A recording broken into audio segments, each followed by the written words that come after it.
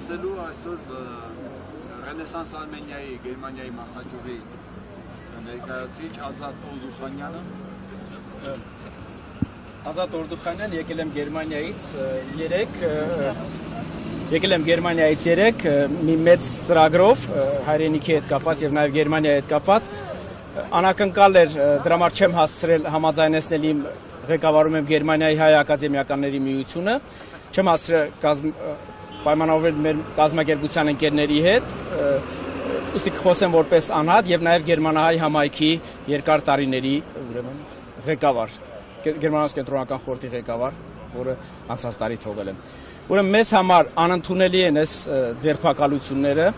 Պավլիկ Մանուկյանը, Ժիրայր Սեֆելյանը, մյուսները մեզ համար իմ գաղափարական, մարտական իդեալներն են եւ նրանց այսօր ճաղերի արանքում հետևը պահելը ինձ համար անընդունելի է։ Ես կարծում եմ, որ անընդունելի է նաև Սփյուռքի մի մեծ մասի համար իմ ընկերները այսօր պատահաբար նախարարություններում բանակցությունների ժամանակ ասացին, որ տղաներին ձերբակալել են եւ ինձ խնդրել են Բելգիայից, Ամերիկայի Միացյալ Նահանգներից, Ֆրանսիայից, Հոլանդիայից, Իտալիայից, Չեխիայից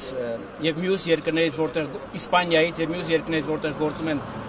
հայկական վերածնունդի մասնաճյուղերը, որպեսզի փոխանցեմ իրենց պատգամը։ Ես որպես խոսնակ իրենց այսօր ուրեմն պահանջում եմ հայկական իշխանություններից անապահ ազատել հայ բազուկին։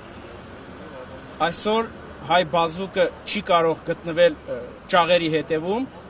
դա անընդունելի է մեզ համար, անընդունելի է նաև առաջադեմ արևմուտքի համար, մարդկության համար, լինի արևմուտք թե արևել, ինձ համար Գարեգին Չուգազյանը այսօր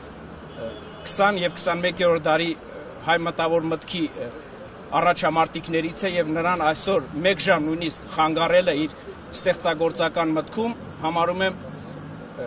մեծ հարված ազգի հայ ժողովրդի թիկունքում։ Դրա համար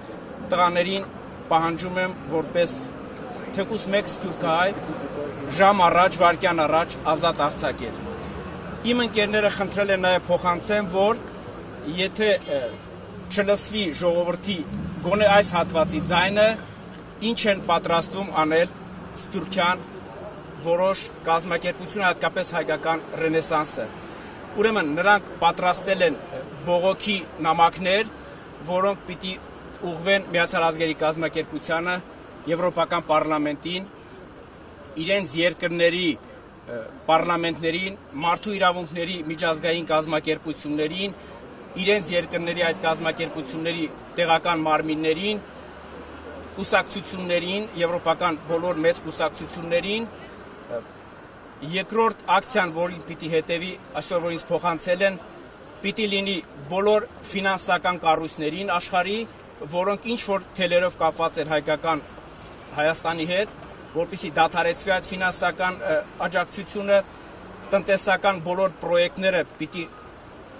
պահանջվի, որպեսզի դադարեցվի, այսինքն բոլոր հնարավոր տնտեսական, քաղաքական, դիվանագիտական ուրեմն միջոցներով պիտի փորձենք, որպեսզի տղաների գլխից մեկ մաս չպակասի եւ նրանք ժամ առաջ դուրս գան։ Մյուս ակցիան, որը որ պատրաստվում է կազմակերպել երիտասարդ սփյուռքահայերի մի մեծ խումբ, դա կլինեն շուրջօրյա միտինգներ հայկական դեսպանատների դեմ ամբողջ աշխարհում, որտեղ որ գործում է հայկական դեսպանատներ, պահանջով, որպեսզի տղաները ազատ արձակվել եւ տղաների գլխից այսօր մի մաս չպակասի։